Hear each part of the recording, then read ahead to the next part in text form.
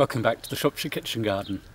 It's the first weekend in June and everything's a riot of colour and green and we're beginning to get food out of the garden. So what I wanted to do was the first weekend of the month, let's have a walk around the garden and let's see what's growing. Why don't you come and join me? I've got a row here of kale, Cavolo Nero. Really this is something for us to have during the winter, just as leaves, but we started having a few leaves off it. I always have a bit of a fight with these with my wife because she loves giving them to her chickens. Just behind there we've got the last of last year's spinach. Again, most of that now is going to the chickens. We're still taking a few leaves off that to add to salads. And then just in front here I've planted a new row of spinach. We'll have a bit of that this year, but that'll take us through the winter and into next spring. In the bed here we've got sweet corn. We've got two different types of sweet corn. I've made a labels on what they are so I can see which one works best. Along the edge here I've got a row of marigolds. I always think they're a beautiful flower to have in the garden. They're always very helpful as well with bugs and other pollinators. And then behind, you can just see in the distance, I've got French beans, dwarf French beans. They should start coming into flower in the next month or so. The asparagus, we're at the first weekend of June now, it's very nearly come to the end. We're still getting spears coming up, but I'm going to have to leave them to grow shortly. They'll grow up into great big ferny fronds. We've got this wire framework so that they don't blow over in the wind. And the important thing is that allows all the greenery to grow, it builds the energy in the plant so that when that dies down in the autumn, the energy is there in the roots ready for next year's harvest. This is everybody's favourite part of the garden at this time of year. Look at the strawberry bed here.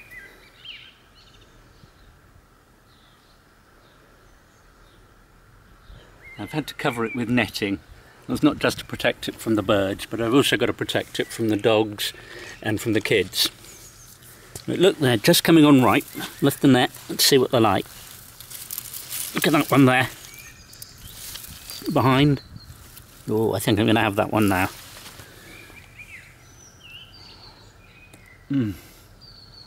Oh, that's so good. I'm going to enjoy these and you're not. Sorry. The courgette bed, they're just about to start eating those. I've got some here, look at these little yellow ones, they're sort of little finger sized. We'll perhaps start taking some of these soon and putting them in salads. Then as we walk down the bed, there, I think that's Romanesco, that one.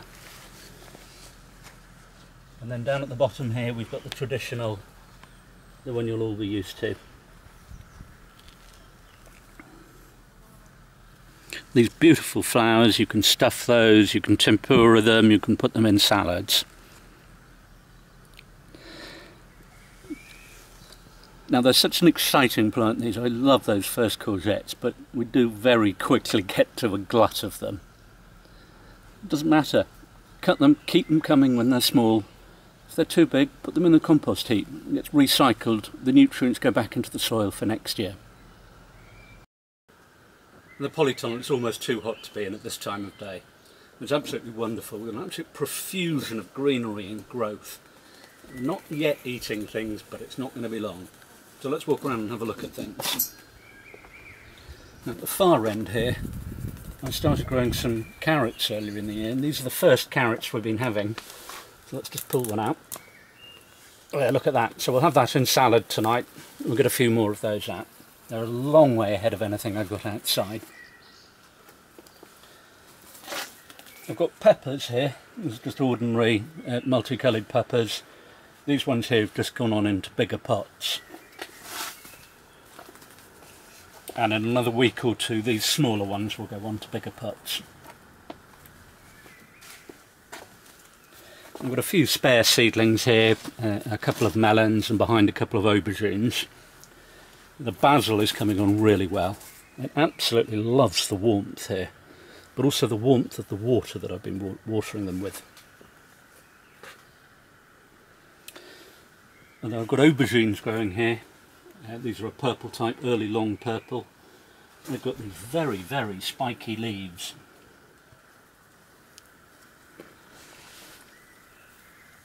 They should grow up to be about sort of 18, 20 inches, that sort of height. Behind we've got tomatoes. I've got 3 different types growing here. I've got a big beefsteak kind of tomato, I've got a traditional normal round tomato, and then I've got the small little cherry, very sweet tomatoes.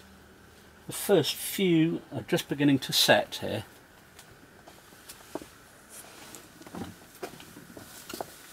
So there's one there, another one behind. Now the key job with these tomatoes is making sure you don't want to overwater them, but you've got to keep the soil moist. It just helps them with that growth. You also need to feed them some seaweed feed, tomorite, something like that, once a week. Down at the far end, we've got cucumbers. The first cucumbers are beginning to set here. I've got 4 cucumber plants, and then behind I've got some melons growing. I've got the first ones just beginning to set there. I've put these purposely in the most sunny corner of the polytunnel. I don't know, it's going to be a bit of an experiment, see if they work. I really hope so. At the end of the main bed, we've got some lettuces here. Now we've been eating these a month now, and what we tend to do is, rather than taking the whole plant, is just take the outer leaves each time. It keeps fruit in. Behind we've got peas. So look, we're on to the first mange too. Oh, that's good. Really good. Behind we've got potatoes. We had the first new potatoes about a week ago, and they're still very, very small, and I'm hoping from maybe this week onwards we should be eating new potatoes for the next 2 or 3 months. The onion bed, I've got red onions, I've got white onions, I've got some shallots down at the bottom, and then a row of garlic. They're all beginning to pad out now, because it's been so dry recently. Some of them are putting up these seed shoots. There's one there, there's another one there. These are called scapes. We just break those off. You can put these in stir fries, but the point of taking them off is it means that the plant keeps putting its energy into growing that bulb at the bottom, rather than going to seed. We're just starting eating the broad beans.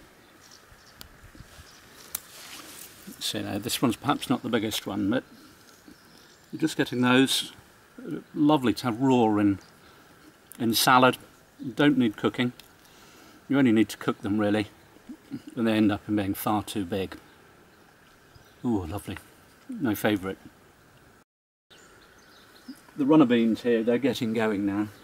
Some are doing better than others. It was really interesting. I don't remember if you remember in one of my earlier videos, I started growing some which I planted directly into the soil on the 9th of May, which is traditionally bean day. The rest I started in the polytunnel. So this right-hand lot, they're the ones that were started in the polytunnel, and they're bigger than the ones that started directly in the ground. So I think I'm going to take that lesson for future years. As the bean comes up, it'll start, if it's got 2 or 3 leaves on it, it'll start sending up a shoot.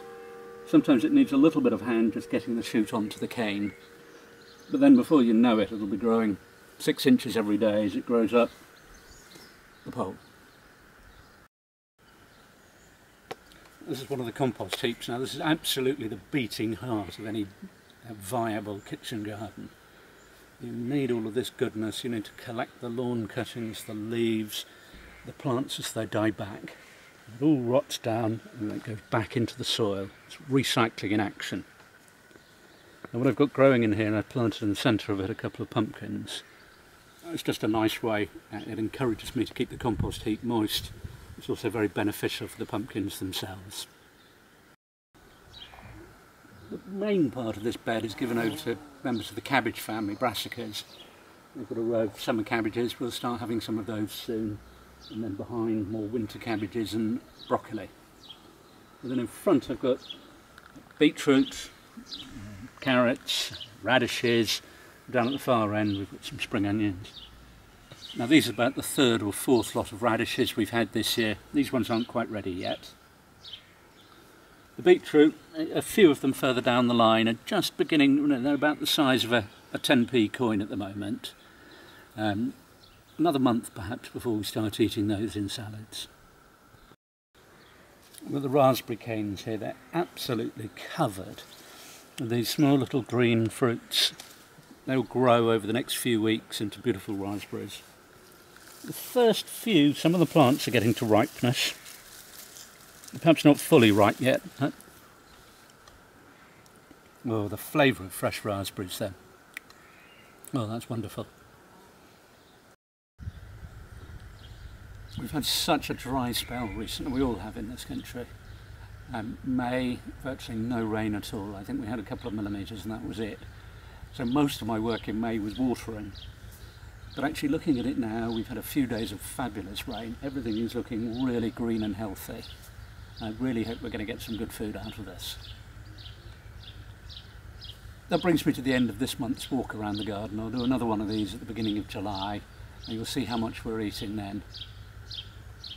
I hope you've enjoyed this. If you have, please do like this video. Please click to subscribe if you haven't already. Please also share it with other people. I hope we can get the message out there. There's great opportunities to grow your own veg in this country. I hope more people will do it. I'll see you next time. Goodbye.